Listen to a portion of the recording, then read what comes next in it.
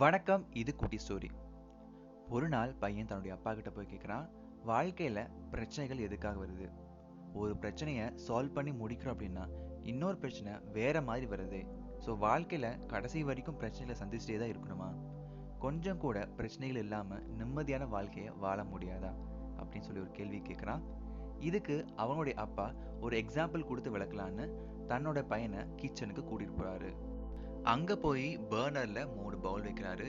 3 பவுல்லையும் ஈக்குவலைஸான water ஊத்தி, ஒரு பவுல்ல பொட்டேட்டோவும், இன்னொரு பவுல்ல எக்கும், மூணாவது இருக்கக்கூடிய பவுல்ல காஃபி பீன்ஸ் அதாவது காஃபி கொட்டைகளையும் போட்டு பாயில் பண்ண வைக்கிறாரு. ஒரு 15 மினிட்ஸ் கழிச்சு இந்த மூணையும் தனித்தனி பவுல் எடுத்து வைக்கிறாரு. எடுத்து வச்சுட்டு இதுலேருந்து உனக்கு ஏதாவது புரியுதான்னு சொல்லி கேட்கும்பொழுது அந்த பையன் சொல்றான், இது என்ன புதுசா இருக்கு, இதுல நார்மலா நடக்கக்கூடிய விஷயம் தானே, இது பாயில் பண்ண பொட்டேட்டோ, இது பாயில் பண்ண எக்கு அண்ட் கொஞ்சம் டிக்காஷன் இருக்கு, இதுல எதுவும் புதுசா எனக்கு ஒன்றும் தெரியல அப்படின்னு சொல்லி சொல்றான். சரி, நம்ம பையனை உங்க அம்மா மாதிரி டியூப்லைட்டாக தான் இருப்பான் போல, கொஞ்சம் விளக்குனாதான் புரியும் சொல்லிட்டு அவங்க அப்பாவும் விளக்க ஆரம்பிக்கிறாரு.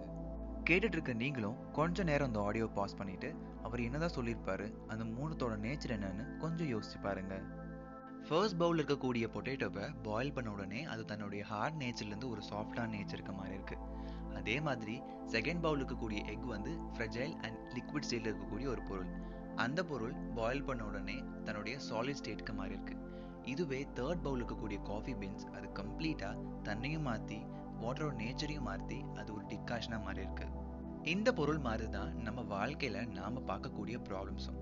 சில ப்ராப்ளம் நம்மளை ஹார்ட் ஆக்கலாம், சில ப்ராப்ளம் நம்மளை சாஃப்ட் ஆக்கலாம், சில ப்ராப்ளம் நம்மளையே மாற்றலாம். ஸோ இந்த மூணில் எதுவாக இருக்கணும்னு நாம் தான் சூஸ் பண்ணணும். எந்த ஒரு ப்ராடக்ட் புதுசாக க்ரியேட் பண்ணாலும் அது கூட யூசர் மேனுவல், அதாவது இந்த பொருளை இப்படி தான் யூஸ் பண்ணணும், ஏதாவது பழுதாயிடுச்சுன்னா இப்படி தான் சரி பண்ணணும்னு சொல்லி ஒரு யூசர் மேனுவல் அட்டாச் பண்ணுவாங்க. ஆனால் ஹியூமன்ஸ்க்கு அந்த மாதிரி எந்த ஒரு யூசர் மேனுவலும் கிடையாது. நம்ம வாழ்க்கையில் நம்ம பார்க்கக்கூடிய ப்ராப்ளம்ஸ்க்கு இப்படி தான் ஸ்டெப் பை ஸ்டெப் போய் சால்வ் பண்ணணும்னு எந்த ஒரு ஸ்டெப்புமே கிடையாது. லைஃப்பில் நம்ம சந்திக்கக்கூடிய ப்ராப்ளம்ஸ் நம்மளை ஷேப் பண்ணுமே தவிர ஷேப்லெஸ், அதாவது வடிவமே இல்லாமல் ஆக்கக்கூடாது. சில பேருக்குனால இந்த ஸ்ட்ரெஸ்ஸை ஹேண்டில் பண்ண முடியாமல் நிறைய பேட் டிசிஷனுக்கு போயிடுறாங்க. இதில் கொடுமை என்னன்னா, அவங்க புலம்புறத கேட்கறது கூட ஆள் இல்லையேங்கிறது ரொம்ப கஷ்டமான விஷயம்.